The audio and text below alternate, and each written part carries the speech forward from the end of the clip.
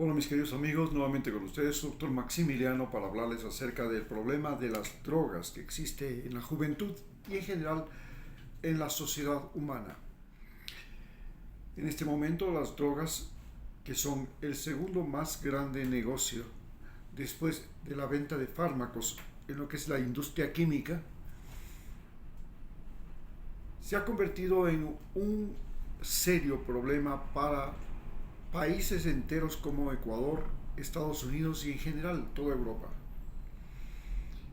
Las drogas comenzaron a ser consumidas en el caso de Ecuador desde la Amazonía, mientras que en la sierra se desarrolló una cultura alcohólica, al igual que en la costa, debido a la llegada de los conquistadores europeos y porque en Europa el agua era bastante dañina, especialmente en el verano.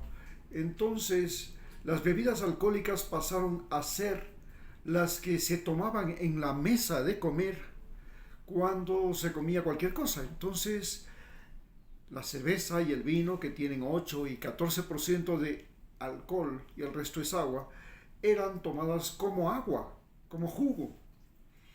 Y tenían la ventaja de que en ese momento, cuando se utilizaba el alcohol, no se conocía que existían bacterias ni virus y que había que hervir el agua para que ésta no sea dañina. Lo mismo pasaba en China, pero en China ya descubrieron que el té, las infusiones de té, eran curativas o además eran menos peligrosas que tomar el agua que se sacaba de los pozos, de los ríos, especialmente en el verano, cuando el agua deja de correr, cuando no hay lluvia.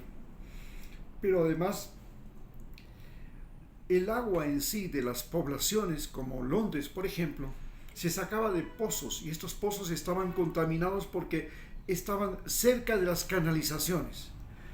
Es así que el agua se convirtió en un veneno en Europa, en tanto que el alcohol se convirtió en una medicina. Cuando llegaron los conquistadores españoles acá, indudablemente los indígenas tenían alcoholismo, pero era un alcoholismo ceremonial, un alcoholismo ritual. Cuando se sembraba el maíz, cuando se cosechaba el maíz, cuando florecía el maíz, cuando se hacían las mingas. Entonces, el alcoholismo, que era básicamente la chicha fermentada, chicha de maíz, especialmente la chicha de jora, que era la chicha más valiosa porque era el maíz negro que se convertía en alcohol, pues tenían otro significado y otro sentido. Pero con la llegada de los españoles se encontraron que en los Andes la religión de los incas estaba muy vinculada al uso de la cocaína, de la coca. En cambio, en la Amazonía, los indígenas tenían un vínculo muy extraordinario con otra droga que es la ayahuasca. Entonces, las drogas que en el cerebro humano tienen una función extraordinaria, que es la de o deprimir, o la de activar, o la de ilusionar. Entonces ya tenemos drogas que son drogas tranquilizantes. Por ejemplo, el café es una droga estimulante, pero al contrario, la agua de valeriana es una droga tranquilizante. De la misma forma, por ejemplo, el tabaco, que es relativamente un tranquilizante, que tiene el problema de que contrae las arterias del corazón y dilata las arterias del cerebro. Por eso es tan usual en las personas que realizan actividad cerebral, los periodistas, los escritores, fumar. No es lo mismo que la marihuana también tiene una función tranquilizante. Y en este caso la marihuana tiene otro mecanismo de acción en el cerebro. La cocaína y las drogas estimulantes como las anfetaminas tienen la capacidad, el éxtasis, de neutralizar la sensación de cansancio, de agotamiento, y se convierten en estimulantes. Los estimulantes se han utilizado para incluso las guerras. Los estimulantes se han utilizado por los alemanes como anfetaminas para crear los supersoldados. Por los norteamericanos se utilizaba la cocaína para crear los soldados de Vietnam, los soldados de la Segunda Guerra Mundial.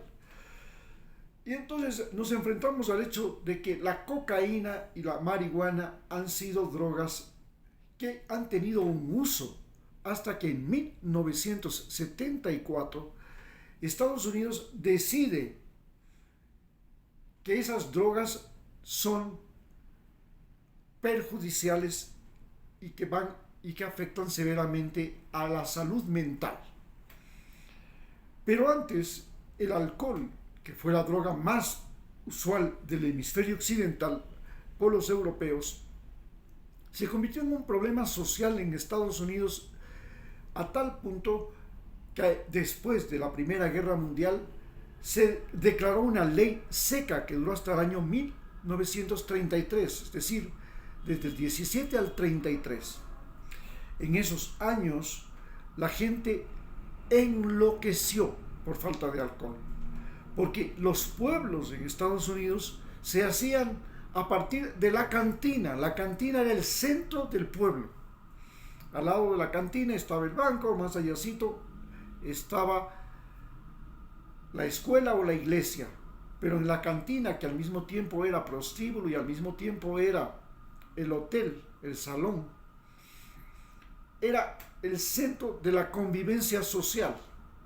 En un pueblo de pistoleros como eran los pueblos del oeste norteamericano, la cantina era el lugar donde se ganaba el dinero mediante el juego y donde se jugaban la vida con las pistolas inventadas por los norteamericanos, las armas de repetición.